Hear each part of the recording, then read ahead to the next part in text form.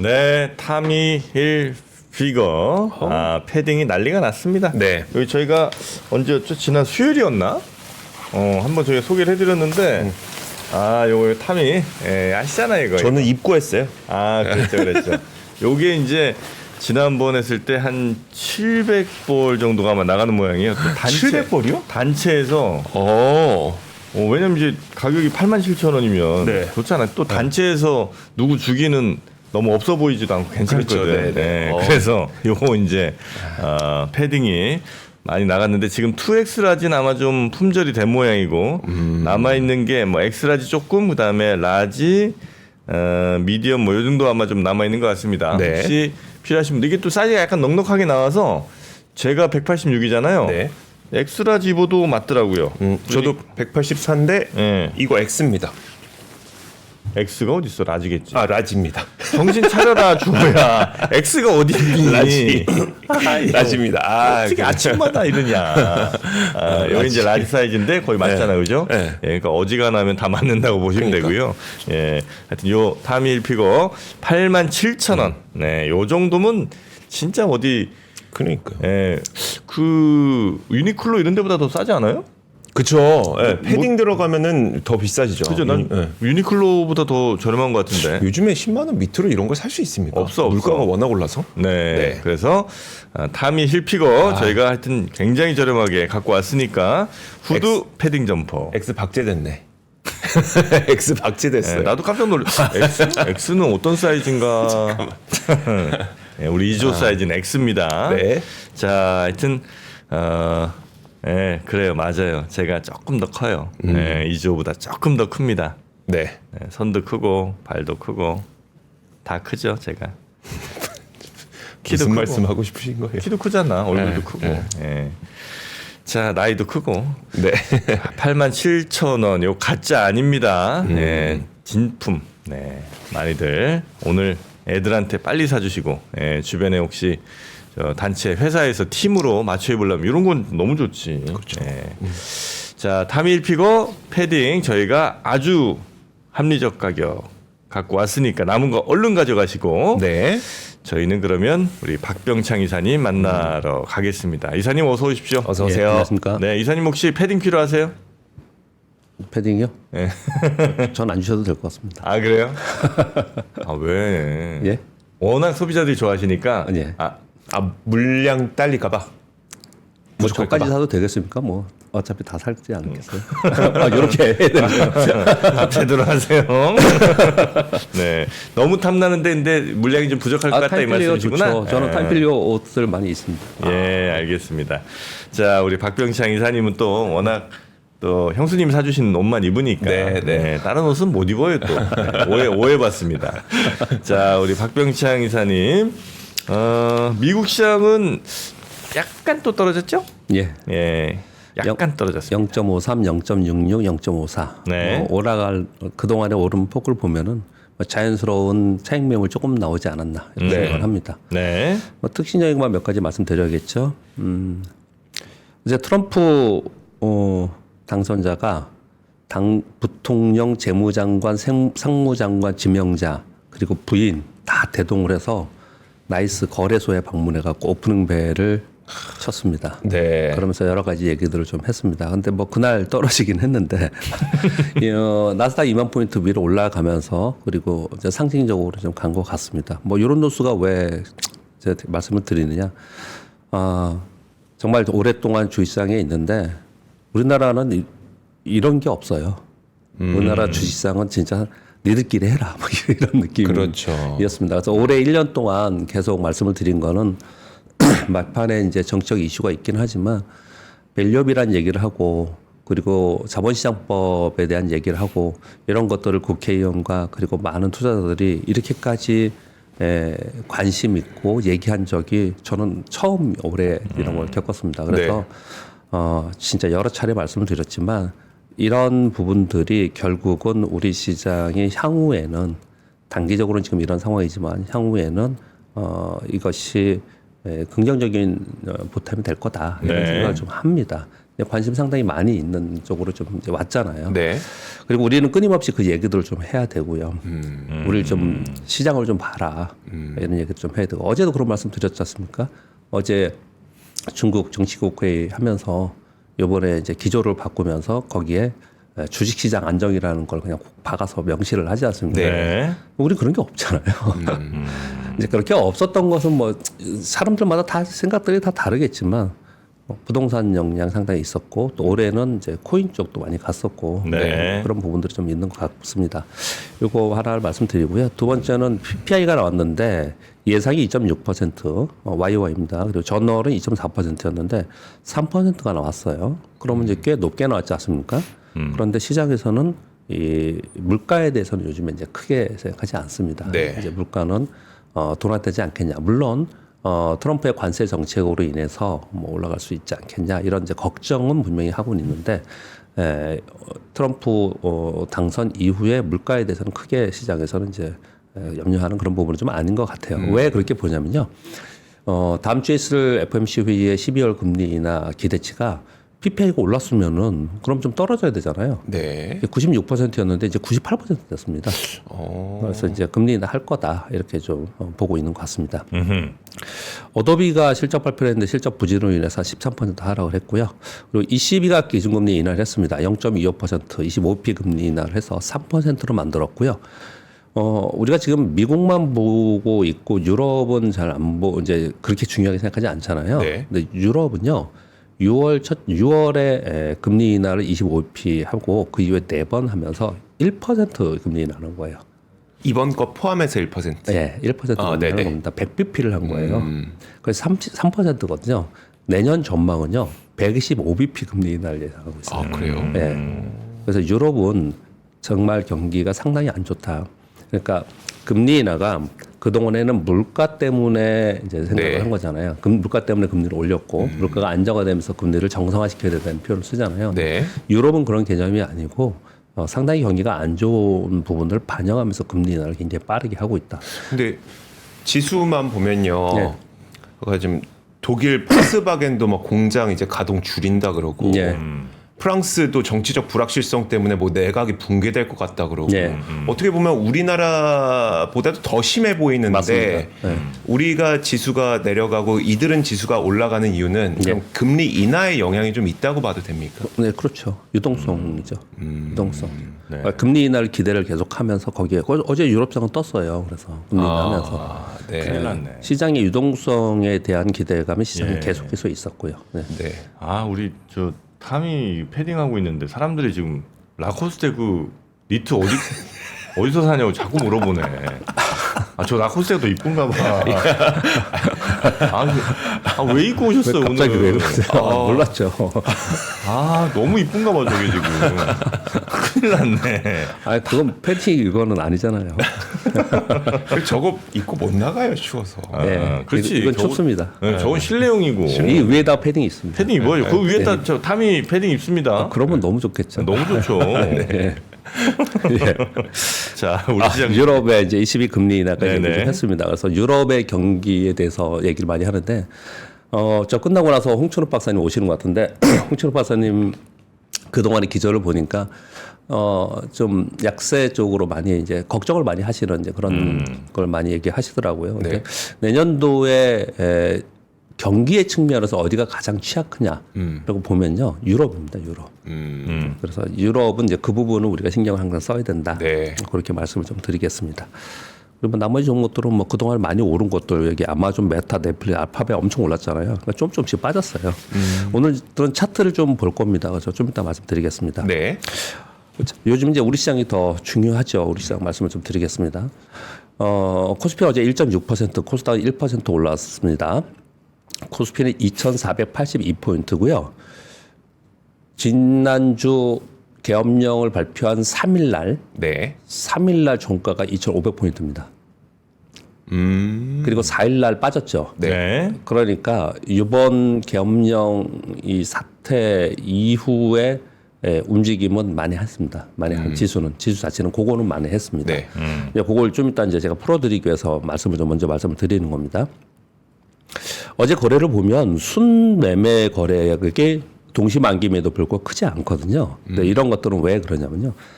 설명을 좀 드리겠습니다. 네. 어제 한 0.58% 정도 시작을 했는데 2,468포인트 정도 이렇게 가니까 딱 매물 맞고 내려오더라고요. 이거 왜 그러냐면 네. 어제 상승을 하면 3일 연속 상승을 했잖아요. 네. 근데 우리가 생각할 때는 항상 밑에 있어서 요만큼 올라왔는데 이렇게 생각하지만 밑에서 잡은 사람들이 있잖아요. 네. 주식은 수급에 의해서 움직이지 않습니까? 네. 그 사람들은 차익 실현을 할 수 있잖아요. 이런 부분이 좀 있고요. 지금 현재 우리 시장은 하락 추세 중에 있습니다. 하락 추세 중에 올라와서 하락 추세 위에 걸쳐져 있는 이걸 역배열이라고 합니다. 20일 이동평균선 근처에 딱 가니까 거기서 매도가 나오더라고요. 그러면 상승폭을 축소했거든요. 그리고 플러스권에 계속 있었는데 장중에 윤 대통령의 대국민 담화 발표가 있었어요. 곧바로 환율이 상승했습니다. 그러면서 시장은 하락을 했어요. 그럼에도 불구하고 마지막에 올랐던 것은 어제 선물옵션 동시 만기 이벤트 때문에 그렇습니다. 선물옵션 동시만기 여러 차례 말씀해 주셨죠. 어제 계속 설명을 드렸잖아요. 어제 마지막은 동시 만기로 움직입니다. 네. 과거에는 뭐 수조 원씩을 움직였습니다. 이런 표현을 많이 드렸잖아요. 그래서 어제 뜬금없이 삼성전자가 오후 들면서 막 4% 계속 올랐잖아요. 네. 무슨 뭐 나온 게 하나도 없잖아요. SK하이닉스 올라가고 LG에너솔루션이 마이너스였거든요. 종가 7% 끝났어요. 그러니까 이런 것들이 오른 것은 전부 다 이벤트입니다. 네. 동시만기. 동시만기. 네, 동시만기 이벤트. 이벤트입니다. 그것을 어제 설명을 드리도록 하겠습니다. 네, 이건 네. 중요합니다. 이게 무슨 뭐 암호처럼 제가 써놨습니다. 근데 들어보면 별건 아닙니다. 저는 동시만기에는 꼭 이걸 적으면서 합니다. 얘기를 드립니다. 네. 여기서도 이건 우리가 좀 집중해서 들을 필요가 있습니다. 몇 차례 말씀을 좀 드렸습니다. 이거 설명을 네. 드려서 아마 여러분들 아실 거예요. 동시만기의 선물 맨 앞에 있는 세 개의 숫자들이 써 있어요. 모두 다 세 개의 숫자가 써 있는데 맨 앞에는 2시입니다. 그 다음 건 3시고요. 네. 그 다음 거는 끝나고예요. 2시, 3시 종가. 예, 끝나고예요. 1시간 반 만에 저렇게 크게. 예. 그리고 보면은 외국인들은 선물을 매수를 하고 있는 과정 속에서 막판에 선물을 왕창 샀죠. 네. 기관들은 보시면은 막판에 한 왕창 팔았죠. 이 숫자가 비슷합니다. 이게 금융투자와 기관들의 거래가 있어서 이런 거래가 나온 겁니다. 즉 국내 기관은 선물을 팔고 그리고 외국인들은 선물을 산 거예요. 네. 왜 그랬을까요? 여태까지 어떻게 했습니까? 외국인들은 선물을 팔고 기관들은 선물을 샀죠. 네. 거꾸로 한 거예요. 그러니까 만기기 때문에 이런 일이 벌어진 거예요. 그다음 우리는 뭐 이렇게 선물까지는 필요 없겠고 우리 주식시장을 바라볼 때 프로그램을 보면 차익 거래는 크지 않았습니다. 마이너스 150, 마이너스 120억, 그러다 74억 조금 매수가 들어왔어요. 마지막에 비차익은 2시에 마이너스 3천억, 3시에 마이너스 3,172억이었어요. 끝나고 나고 보니까 플러스 2,441억이에요. 여기는 5,500억 정도 매수를 한 겁니다. 네. 동시호가에 네. 5,500억 정도 매수를 한 거예요. 비차익으로 매수가 들어온 겁니다. 비차익이라는 게 그냥 들어온 거. 예, 연계 거래도 있고 그렇겠죠? 아니면 배당을 노린 거래 들어있고 배당 연계 거래차례. 보통 차익이라는 게 이제 선현물 가격 차, 예, 네. 그걸 이제 노리고 들어오는. 예, 맞습니다. 그래서 그거는 들어왔다고도 볼 수도 없는. 네, 맞습니다. 예, 그럼 이제 그런 일이 벌어졌고요. 그러면 이제 이걸 뜯어서 누가 팔았고 누가 샀냐를 이제 봐야 될 거 아닙니까? 그래서 보시면은 외국인들은 2,523억 매도 2시에, 3시에 2,600억 매도, 그리고 끝나고 보니까 227억 매도. 그 외국인이 샀잖아요. 끝에 산 거네요. 예, 끝에 산 겁니다. 그리고 기관들은 보면 3시하고 마지막 말씀드릴게요. 3시에는 2,500억 매수였는데 1,500 매수로 끝났어요. 그럼 1,000억 정도 팔았다는 얘기죠. 자, 금융투자를 볼게요. 금융투자는 3시에 1,000억 매도였는데 끝나고 나서 보니까 5,300억 매도예요. 금융투자가 4,000억 넘게 팔았습니다. 네. 그렇죠. 그리고 연기금은 그냥 꾸준히 샀어요. 네. 연기금은 3,300억, 3,800억이니까 마지막까지 쭉 샀습니다.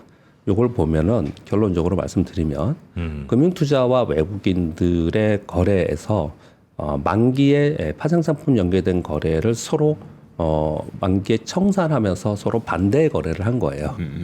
반대 거래를 하면 그동안에 오늘 말고 그동안에 쭉 어땠습니까? 왜 우리는 기관들이 계속 우리 주식을 삽니다. 그런데 금융투자가 삽니다. 저거는 아니다. 네. 시장을 움직이는 그런 거래가 아니다라고 계속 말씀드렸잖아요. 네. 그걸 금융투자는 계속 매수한 거를 어제 판 거고요. 그동안에 계속 팔면서 있었던 외국인들은 샀습니다. 그럼 왜 샀냐 그러면 12월물의 선물 매도 포지션을 3월물로 오버하면서 현물을 매수한 겁니다. 롤오버하면서. 그러니까 네이키드로 한쪽만 거래하지 않는다는 얘기예요. 네네. 현물 주식을 사면 선물 매도를 하고 이렇게 양방으로 가져가잖아요. 네. 그러니까 매도 포지션을 3월물로 롤오버하면서 현물 매수를 비차익으로 한 5천억 정도 외국인 사고 반대로 기관들은 그동안에 샀던 거를 판 거예요. 네. 이게 만약에 동시만기가 아니면 기관들의 전 매도가 언제든지 나올 수 있다라는 그 무게를 가지고 짐을 가지고 시장에 가야 되는 거예요. 네. 그게 끝난 거거든요. 그래서 굉장히 양호하게 잘 끝난 거예요. 이게. 만약에 이 외국인들이 이렇게 하지 않았으면은 급락할 수도 있었단 말이에요. 네네. 그런데 어제는 거꾸로 굉장히 걱정을 많이 했는데 오히려 외국인들이 현물 매수를 해주면서 막판에 들어서 시장이 올라간 거예요. 마지막에 조금 내리긴 했지만 네. 마지막에 더 올라가는 그런 모습을 나타내서 어제 결국은 삼성전자 3.5%, 하이닉스 2.5%, LG에는 솔루션 7%. 거래량도 엄청나게 많았습니다. 삼성전자 종가에만 847만 주 거래됐어요. 하이닉스, SK 하이닉스 100만 주 거래되고 그래서 전체적으로는 12월에 걱정했던 부분들이 굉장히 양호하게 끝나서 시장은 요 정도의 수준이라면은 좀 안정감을 찾으면서 혹시 좀 기대해 볼 수 있지 않을까라는 정도로 네, 끝났다. 어제 시장은 그렇게 네. 정리해 일단 봤습니다. 3월까지는 그래도 조금 한숨, 그러니까 적어도 이런 수급에 대해서는 조금 한숨 돌려도 될까요? 일단 금융주다 매도의 부분은 아마 1월 초에 또 한번 나올 건데요. 배당 때문에 네. 그때 나올 건데 그게 지금은 이제 당분간 좀 없을 거다. 네. 그렇게 보시면 될 것 같고 외국인들은 비차익으로 매수를 했지 않습니까? 네. 비차익 매수를 한 부분은 배당 부분은 분명히 있지만 현선물 연계하면서 거래를 분명히 했을 거예요. 근데 요거는 그냥 무조건 나오는 건 아니거든요. 무조건 나오는 매도, 그 스프레드에서 무조건 나오는 매수를 한 게 아니고 비차익으로 매수를 했던 부분들이 그래도 상당히 긍정적이었다. 네. 그렇게 정도 보시면 될 것 같은데, 근데 무조건 좋다라기 말할 수 없는 거는 아마 배당을 노린 매수가 상당 부분 있었을 거라고 네네. 생각을 합니다. 그렇게 정리해드리겠습니다. 네. 미국 시장 오늘 차트를 오늘 좀 보겠습니다. 뉴스가 어제는 그렇게 많지 않았습니다. 그래서 오늘은 이런저런 차트를 볼 건데요. 미국 시장은 트럼프 기대치를 반영되면서 강세 유지하고 있습니다. 뭐 연말까지 그리고 취임 전까지는 좀 이 강세를 유지한다. 이런 이제 시장 심리가 있습니다. 이제 미국에 얘기하는 겁니다. 네. 네. 근데 이제 기울기가 둔화되고 있어요. 기울기가. 그래서 지수보다는 수급으로 인한 종목별 차별화 등락이 나타나고 있다. 이렇게 보시면 될 것 같고. 그리고 다음 주에는 FOMC 회의가 있고 그리고 BOJ 통화정책 회의도 있고 그리고 미국의 선물협상 동시 만기. 우리랑 똑같아요. 미국도 선물협상 동시 만기 굉장히 중요합니다. 네. 그래서 미국은 우리랑 좀 다르게요. 동시 만기에 자기들이 갖고 있는 걸 윈도우 리싱 그러니까 좀 올리는 경향이 좀 있긴 했습니다. 그동안에는. 근데 굉장히 중요한 이쪽도 이제 이벤트들이 사실 있는 거예요.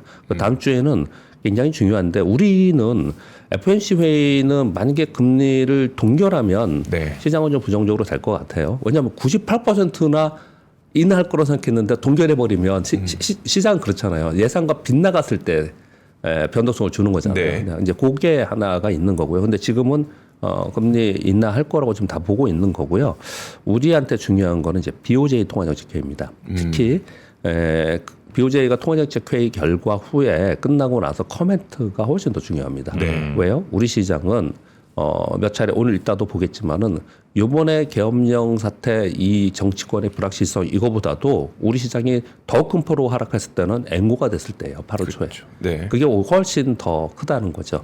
그러니까 우리는 지금 우리나라 정치권의 부분들 때문에 주식도 그렇지만 우리의 삶도 그렇고 전체적으로 여기에 신경을 많이 쓰고 있지만 2025년도를 봤을 때 시장의 유동성이 빠져나가는 그러한 상황이냐 아니면 들어오는 상황이냐 이 부분들은 이제 서서히 얘기해야 되는 그런 상황이 좀 된 거예요. 그래서 그런 부분들을 다음 주에 거의 대부분 내년도의 뉘앙스를 알 수 있어요. 굉장히 중요하다. 그렇게 말씀 좀 드리겠고요. 우리나라는 일단 정치권 불확실성을 기다리고 있지 않습니까? 그런데 그것을 단기 급락 부분은 거의 만회했다고 지금 말씀드리고 네. 있잖아요. 그런데 우리나라가 아까 지금 이주호 기자님 말씀하신 대로 독일은 뭐 역성장하고 있고 프랑스는 우리보다 더 시끄럽고 네. 그런 상황인데 거기는 신고지수 나고 지수도만 굉장히 좋은 그런 상황이잖아요. 근데 우리는 훨씬 더 많이 빠져 있는 상황이지 않습니까? 그게 코리아 디스카운트잖아요. 네. 그 코리아 디스카운트의 부분이 이번에 이 사태로 인해서 빠진 부분 해소하는 정도가 아니고 코리아 디스카운트 부분이 일정 정도 해소되는 과정이 있는가를 앞으로 보는 게 굉장히 중요한 거예요. 예를 들면 이런 겁니다. 그동안에 우리 시장의 유동성이 계속 빠져나갔잖아요. 네. 근데 아무튼 이 사태로 인해서 사실 뭐 어거지로 됐든 어떻게 됐든 간에 시장의 유동성이 부여되는 상황이 만들어지고 있는 거예요. 왜 우리 보면은 팬데믹이 생겨서 시장이 빠지면 그러면 악재잖아요. 네. 그런데 시장의 유동성을 막 돈을 퍼부니 바로 올라오는 거잖아요. 네. 그러니까 악재 이벤트가 생겼을 때 외부로부터 시장에 돈이 들어와서 그것으로 인해서 시장 유동성이 생기는 거지 않습니까? 지금 우리의 환경은 시장의 유동성을 더 넣어야 되는 금융당국에서는 그런 상황이 좀 있거든요. 그런 부분들과 함께 네. 이번에 정치권 해소가 어떻게 되느냐의 부분들이 코리아 디스카운트를 전체 해소는 못하지만 네. 일부 해소되는 과정이 있냐 굉장히 좀 세게 얘기하는 부분들은 그렇게 얘기하는 분들 있잖아요. 여기 나와서도요. 그 요번을 계기로 해서 코리아 디스카운트 된 부분들이 일정 부분 해소될 수 있다라고 얘기하는 사람이 있는데 네. 저는 표현을 하기를 그게 어느 정도 해소되는지 일단 단기 급락 부분은 만회했지만 그걸 해소하는 부분이 있어야지만 더 올라갈 수 있는 거잖아요. 네. 그걸 살펴보는 게 우리한테 굉장히 중요합니다. 그 이제 차트를 보면서 좀 말씀드릴게요. 일단 쭉 이론적으로 설명을 드렸고요. 미국 시장은 기울기는 둔화되었다. 그런데 종목별로 다르다. 그런데 한번 보시면 아실 것 같습니다. 제가 오늘 시간이 많지 않아서 이 글자는 안 써갖고 그러니까 이 화면에 그림 제목을 안 달아와서 제가 말씀을 드릴게요. 네. 이게 S&P 500입니다. 네모 박스는 전부 다 미국의 대선 이후에 11월 4일 이후에 네모 박스예요. 네. 네. 대선 후에 급등했죠. 너무 올랐어. 그리고 좀 차익 매물 나왔죠. 네. 그리고 나서 이 기울기는 둔화되고 있다는 표현을 제가 드리는 거예요. 이 기울기가 둔화되고 있는데 그리고 종목별로는 어떤 차이가 있느냐? 이건 엔비디아입니다. 이게 대선 후예요. 네. 여기가 대선인데 지금 가격이에요. 그리고 이 가격이 언제 가격이냐? 저기 옆에 가면은 6월 달에 고점 가격 있죠? 네. 이 가격 아래에 있어요. 이 가격 아래에 있습니다. 네. 그냥 있는 그대로 한번 보시라고요. 쭉 보시자고요.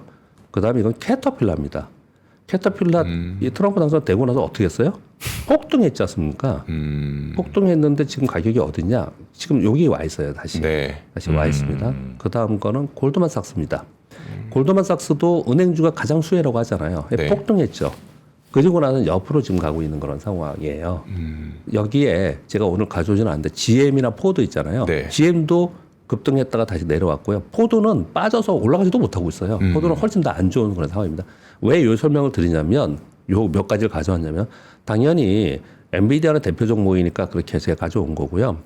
트럼프의 수혜라고 하는 데들이 이런 데들이에요. 캐터필라, 골드만삭스, GM 뭐 이런 데들이거든요. 근데 이런 데들은 지금 여기 좀 멈춰 있다라는 표현을 제가 드리는 거예요. 네. 보시면 테슬라입니다. 네오박스가 트럼프 당선 확정되고 나서의 이제 모습이에요. 이게 되게 테슬라예요. 여기서부터도 벌써 뭐 어마하게 오른 거죠. 네. 사실. 이게 테슬라고 그 다음 거는 애플입니다. 그런 생각 안 드세요? 애플은 왜? 애플이 뭐 트럼프 수혜예요? 그건 아니잖아요. 그런데 애플은 그날 저점 찍고 좀 올라가기 시작해갖고 사실은 시초 1, 2, 3위 중에서 애플이 제일 강하게 올라갔어요. 네. 이게 애플입니다. 그 다음에 이건 마이크로소프트예요. 마이크로소프트도 뭐가 어떻게 좋아하시는데요. 근데 얘도 이런 모습을 보이고 있습니다. 그리고 그건 아마존. 와, 아마존 세네요. 예, 역사적 신고 지수 찍고 아마존이 움직이고 있는 겁니다. 그리고 이거는 메타도 역사적 신고 가격 가는 그런 모습을 나타내고 있어요. 그러니까 지금 보시면 몇 가지를 그냥 대표적으로 시총 상위이고 우리가 관심 있고 또 우리가 많이 갖고 있는 종목들을 좀 말씀을 좀 드리는데 두 가지 측면이 있는 거죠. 하나는 소위 M7이라고 해서 시가총액이 굉장히 높았던 종목들의 수급의 변화가 일정 부분 그동안 있었다. 네. 라는 거 하고 그리고 트럼프가 당선이 되고 트럼프 트레이드라고 하면서 트럼프 당선됐으니까 이쪽이 좋을 거야 하면서 막 폭동했던 데 있잖아요. 네. 얘네들은 멈췄거나 아니면 내려왔고요. 그렇지 않고 실제로 원래 그 기술도 성장할 수 있는 그런 기업들 있잖아요. 네. 근데 그런 기업들이 더 올라오는 그런 모습을 좀 나타냈거든요. 그래서 수급 트럼프 트레이드의 기대치에 제가 그래서 말로만 계속 설명드렸던 텍스트로만 설명드렸던 그냥 기대치에서 올라왔던 것들은 내려왔고 네. 실제로 좋아질 때들로 다시 옮겨가고 있다. 실수요로 옮겨가고 있다. 이제 이렇게 좀 볼 수가 좀 있어요.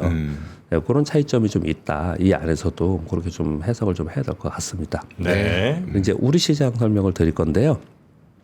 우리 시장은 아까 저 설명을 드렸듯이 자 여기 이제 코스피 지수입니다. 뭐 기존 차트 잘 안 보시는 분들은 뭐 차트가 뭐가 중요해? 꼭 차트 보면서 이 말을 꼭 제가 사전적으로 얘기를 해야 되는데 참 그것도 답답합니다.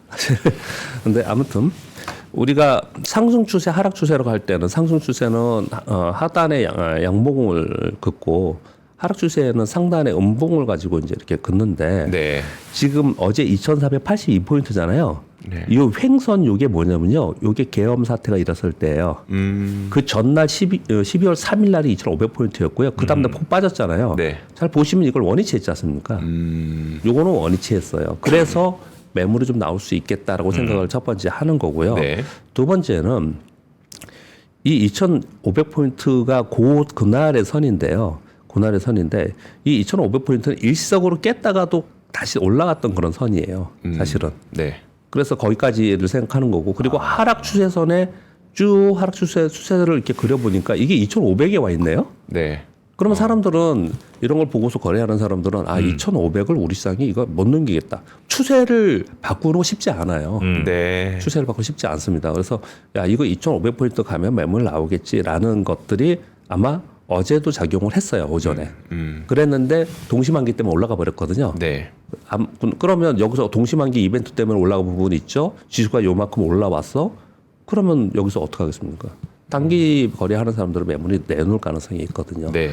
그러니까 요 설명을 드리는 거는 만약에 지금 우리 시장이 정치적 이슈나 이런 것들이 해소되는 과정 속에서 그러면 문제가 해소됐으니까 우리 시장에도 좀 이제 괜찮아지지 않겠냐 이러면서 따라서 사면은 네. 이 물릴 수 있어요. 이게 지금 요런 부분이 좀 있습니다. 이걸 첫 번째 말씀드리고 싶었던 거고요. 두 번째는 이 추세가 바뀌기 위해서는요. 추세가 바뀌기 위해서는 이런 식의 움직임이 아니고 하루에 굉장히 큰 양봉을 만들면서 3% 4% 양봉을 만들면서 바꿔야 돼요. 아니면 여기가 올라갔다가 매물 맞고 내려왔다가 다시 가야 돼요. 내려왔다가 다시 가야 됩니다. 그러니까 지금 그 과정이 좀 있거든요. 근데 네. 제가 이거 어제 설명을 드리기를 뭐라고 설명을 드렸냐면 내일 탄핵 표결이 있잖아요. 네. 그럼 혹시 지금 시장은 탄핵 쪽을 뭐랄까요 플러스 요인으로 생각하잖아요. 네. 네. 그래서 만약에 탄핵이 됐다 통과가 됐다 그러면 월요일 확 뜨면은 어떻게 그걸 바라보고 오늘 사야 되느냐? 아니면 이런 것들을 봤을 때는 야 이거 좀 기다려야 되느냐, 좀 참아야 되느냐, 안정화되는 거를 이런 고민을 지금 사실은 해야 됩니다. 네, 지금 그걸 해야 된다는 걸 말씀을 좀 드리겠고요. 또 세 번째는 뭘 말씀드리려고 그러냐면 이번에 요 우리나라는 어마어마한 큰 사태가 일어난 거잖아요. 네. 그 제가 요즘에 입버릇처럼 얘기하는 것 중에 하나가 이제 피부 관리 좀 받아야 되겠다. 피부 관리요? 네, 뜬금없이 왜 그 얘기했냐면. 올해 1년이 아니고 한 5년, 10년 늙은 것 같다. 너무너무 스트레스, 너무너무 여러 가지 시장의 스트레스, 뭐 정치적인 스트레스, 물리적인 스트레스, 너무 스트레스가 많은 거예요. 네. 그럴 정도로 굉장히 힘들었지 않습니까? 네. 특히 요번에 사태는 굉장히 우리가 심리적으로 스트레스를 받고 힘든 거잖아요. 네. 이게 양쪽 진영 다 굉장히 힘든 상황이지 않습니까? 근데 요번 하락에 이걸 잘 보시면 그날 하락폭 이거랑 비교를 해보시라는 거예요. 이건 엔고이 때입니다. 8월에. 네. 8월에 엔화가 엔고가 되면서 그 개입해가지고 엔고가 됐지 않습니까? 네. 그때 하락폭은 지금 이거하고 어마어마하게 달라요. 그러네요. 그러니까 시장의 전체적으로 시스템직이나 큰 리스크로 인해서 우리가 생각하는 막 폭락하지 않을까, 뭐 제2의 뭐가 위기가 오지 않을까 이런 거 있잖아요. 네. 이거는 경기적 측면이나 아니면 우리의 외부 충격, 우리 국내 이런 게 아니고 글로벌리 유동성이 줄어드는 어떤 이벤트가 발생되는 네. 이게 시장에는 훨씬 더 걱정거리인 거예요 내년에는. 지금 여기에 우리는 있지만 우리도 당장 급해요 이게. 네. 내일도 중요하고 되게 급한데 시장을 계속 내일 하고 끝날 건 아니잖아요. 그렇죠. 뭐 네. 끝날 건 아니잖아요. 그럼 계속해서 지금 제가 말씀드리기를 경기적 측면에서 유럽이 제일 위험하다 이런 표현을 좀 드렸잖아요. 그래서 위험한 요인들이 뭐고 그걸 좀 이제 지켜봐야 되는 그런 부분들을 생각해야 된다는 거죠. 이걸 보면은 많은 것들을 좀 생각할 수 있어요. 그래서 트레이더의 입장에서 생각해 보면은 지금 여기 들어가서 뭘 할 수 있느냐 이 쉽지 않거든요. 쉽지 않거든요. 그래서 아마도 조금 이걸 좀 단기적으로 뭐 오늘 사서 월을 판다 뭐 이런 식으로의 거래를 뭐 조금씩 한다 뭐 이런 것들은 모르겠지만 네. 전반적인 흐름 자체는 우리 시장이 요만큼 반등을 했고 특히 어제 반등을 한 것 동시만기 이벤트가 있었기 때문에 이것으로 인해서 우리 시장이 이제 저점을 찍어서 이제 간다 이렇게 너무 빨리 생각하지 않았으면 좋겠다. 예, 아직 위험 요소는 계속 있는 상태다. 네. 그렇게 좀 말씀을 드리고 싶었고요. 네. 또 한 가지는 이 삼성전자는 제가 설명을 쭉 드렸습니다. 삼성전자 개별 주식을 설명을 드리는 이 앞으로의 성장성 이런 거 설명드리는 건 아니고요. 이런 건 다 아시잖아요. 하도 많이 들어서 아시잖아요. 그러니까 삼성전자의 지금 주가가 어떤 위치냐를 설명을 드리면서 제가 이렇게 얘기했습니다. 여기부터 여기까지는 개월수랑 여기부터 여기까지 올라가는 개월수가 이상하게 똑같더라. 똑같더라. 근데 이걸 한 방에 내려왔지 않습니까? 그러니까 배트맨 차트라고 하죠, 이거. 네. 근데 원래 주식이 그런 속성을 갖습니다. 네. 그런 속성을 가져요. 그래서 오늘 뉴스 중에 2차 전지만 하나 가져왔는데 2차 전지가 최초 시작한 것부터 2년이 걸렸고요. 네. 고점 찍고 내려와서 1년 반이 걸렸어요. 2차 전지 1년 반. 크게 차이 안 나네요. 6개월로 올랐고요. 1년만 빠졌어요. 1년 반 동안. 네네. 1년 반 동안 빠졌거든요. 그래서 그래서 2차 전지 얘기를 많이 요즘에 좀 회자가 되고는 있어요. 근데 꼭 그런 게 어딨냐? 꼭 그렇지는 않습니다. 네. 근데 지나가 보면은 이게 뭐 웃기잖아요, 되게. 이게 웃기잖아요. 그런데 이 가격이 어떤 가격이냐?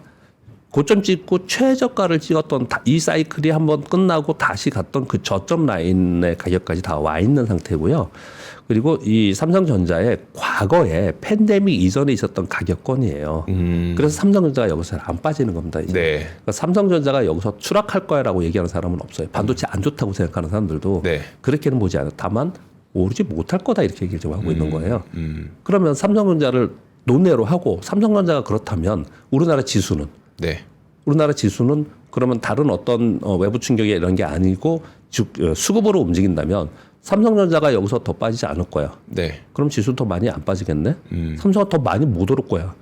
지수도 많이 못 오르겠네? 이게 이런 결론이 나오는 거죠. 네. 그거 말씀드리겠고요. 또 하나는 코스닥입니다.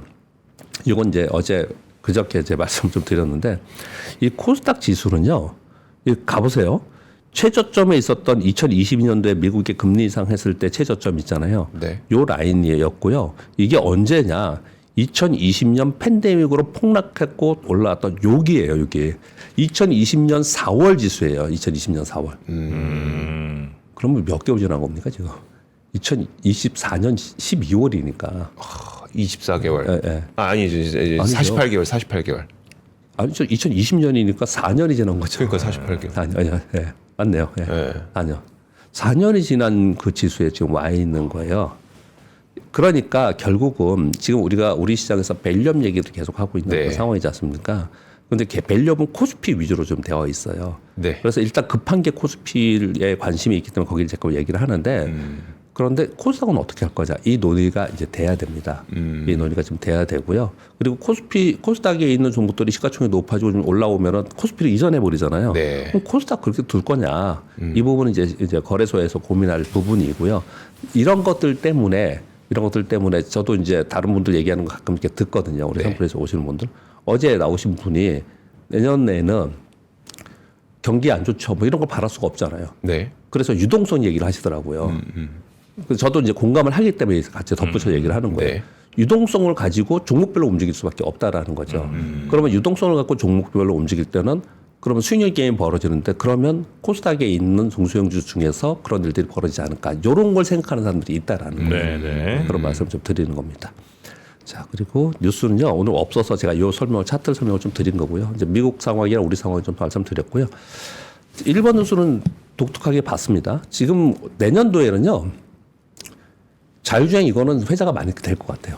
몇 년 전에 자율주행이 한참 회자된 적이 있었어요. 네. 사실. 그러다가 푹 꺼졌죠. 네. 되긴 뭘래 자율주행이.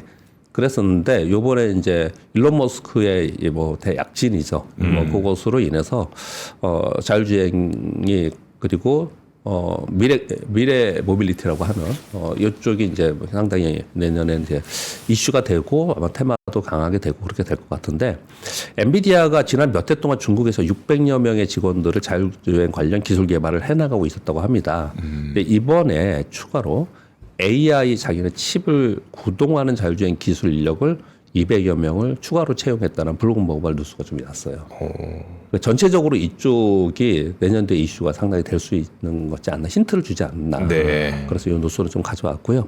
마지막 뉴스인데 두 개까지는 뉴스는 두 개뿐이 안 가져왔는데요. SNE 리서치라는 데는 뭐냐면요. 신재생 에너지, 전기차 배터리 리서치하고 컨설팅 해주는 회사입니다. 네. 그래서 뭐 좀 의미가 있어서 가져왔는데 이쪽 가지고 계신 분들 되게 많아요, 지금요. 아직도 배터리 쪽이요. 그래서 한번 이걸 가져와 봤습니다. 어떻게 생각하고 있어야 되느냐, 그 부분에 대해서 먼저 내용을 가져왔습니다. SNE 애널리스트 데이가 있었습니다. 거기에 이제 삼정회계법인이라는데 되게 전세 글로벌리 되게 여기서 나오는 자료들을 많이 인용합니다. 이게 본부장이 이렇게 표현을 했습니다. 노스볼 봐서는 한국 배터리 기회 요인이 될 수 있다. 미국 내 배터리 밸류체인의 변화에 따라서 기회 요인이 생길 것이다. 내년 중순부터는 밸류엔 변화로 인해서 합정연행 M&A가 활발할 것이다. 이렇게 얘기를 했거든요. 저는 이걸 어떻게 저의 생각을 좀 말씀드릴게요. 그동안에도 쭉 그런 말씀 드렸는데 향후에 다시 전기차가 다시 뭐랄까 회자가 되고 전체적으로 이슈가 많이 되는 그런 시기가 또 오는 순간이 오겠죠. 근데 그 시기가 되면 너무 여러 차례 말씀드린 것 같은데 지난 1년 반 전에 그러니까 2년 전에 그때 좋았다고 했던 그 기업들 있잖아요. 네. 얘네들이 그때 좋을 거냐는 이퀄이 아니다라는 아닐 가능성이 굉장히 높다. 네. 그 사이에 여기처럼 노스베들처럼 아웃될 때는 아웃되고 네. 그러니까 치킨 게임 벌어지는 거죠. 아웃될 때는 아웃되고 그리고 기술력이 없이 또 새로운 신기술이 나오면 옛날 기술들이 있던 데는 그냥 다 없어지는 거고 네. 신기술이나 또는 재무력이 있는 재무 상태 좋은 이런 데로 합정년 M&A를 하면서 일부들이 살아나면서 그들이 실제로 굉장히 좋아지는 것이죠. 이게 우리 반도체였어요. 네. 이 지금 2차 전지가 거의 그럴 가능성이 상당히 높다. 이런 얘기들 좀 하고 있는 상황인 것 같고요. SNE 리서치 부사장 오이칸이라는 분은 트럼프 2기에 의회 통과한 법률인 IRA, AMPC 폐기 또는 수정을 한다라고 하잖아요. 근데 이건 법률로 통과된 상황이기 때문에 상당한 시간이 걸릴 것이다. 당장 1, 2년에는 큰 영향이 없을 것이다. 이렇게 단정을 줬어요, 이분은. 다만 중장기적으로는 전기차로의 시장 전환 속도가 2, 3년 지연될 수도 있겠다. 이렇게 얘기를 했습니다. 이거 우리가 생각해봐도 그럴 수 있겠죠. 이 뒤에 지연될 거는 그럴 수 있을 거라고 생각하는데 근데 이게 지금 당장 영향 없을 거야? 우리는 그러면 이거 당장 영향이 있을 거라고 생각하고 어마어마하게 때려맞고 막 그랬잖아요. 네. 그러면 만약에 영향이 없으면 주가가 어떻게 움직일까? 실제로 없을까? 이런 의문점을 두잖아요, 이건요. 네. 그러니까 이건 이제 거의 가봐야 되는 상황이지 않습니까? 네. 이런 것들을 감안해야 된다는 게 이제 두 번째 말씀을 드리고 싶은 거고요. 세 번째는 중국 배터리 성장은 위험 요인이면서 미국의 제재는 기회 요인이 될 수 있다. 무슨 표현이냐면 저는 개인적으로 이런 생각이 되게 많이 들어요. 이 표현은 뭐냐면요. 글로벌 시장에서 중국 배터리 점유율인데 중국을 제외한 거예요. 응? 아 중국 제외? 네, 중국 내수 시장을 제외한 거예요. 중국 네. 내수 시장까지 넣으면은 뭐 어마어마하겠죠. 네. 얘를 제외하더라도 차이나가 39%라는 거예요. 유럽이죠. 나머지 빼고가 61%라는 거예요. 여기가 39%나 시장 점유율을 지금 하고 점점 늘리고 있는 거거든요. 그렇죠. 자기네 자체 시장 빼고도 글로벌리 딴 데서 미국과 유럽에서 이렇다는 거예요, 지금. 근데 미국이 이걸 그냥 둘 거냐. 제가 얼마 전에도 이 표현을 좀 드렸어요. 미국이 반도체 규제하잖아요. 네. 그리고 제약바이오 규제하고 이런 거 하잖아요.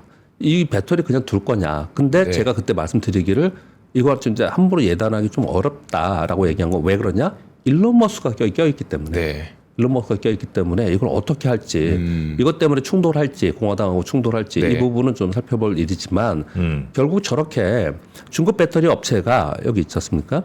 미국 유럽 성장으로 계속해서 갔을 때 미국이나 유럽이 그냥 둘 거냐의 문제가 있는 거예요. 그러면 중국은 그걸 피하기 위해서 어떤 방법으로도 합작해서 들어오던 뭐 어떤 방법으로든 계속해서 그렇게 진행을 지금 하고 있지 않습니까? 네. 이 사이에서 한국 기업들은 전략적 판단이 굉장히 중요하다. 이 얘기를 계속 하고 있는 거예요. 여기서 어떻게 할 것이냐. 네. 이것에 따라서 이후에 좋은 시절이 오면 그 시절에 우리 어떤 기업이 정말 좋게 따라갈 수 있냐 없냐 이렇게 얘기를 좀 하고 있는 상황이에요. 네. 지금 배터리 쪽하고 전기차 쪽은 이런 흐름이 제가 보기에 전반적으로 맞는 흐름인 것 같아요. 네. 그렇게 좀 말씀드리겠습니다. 네, 알겠습니다.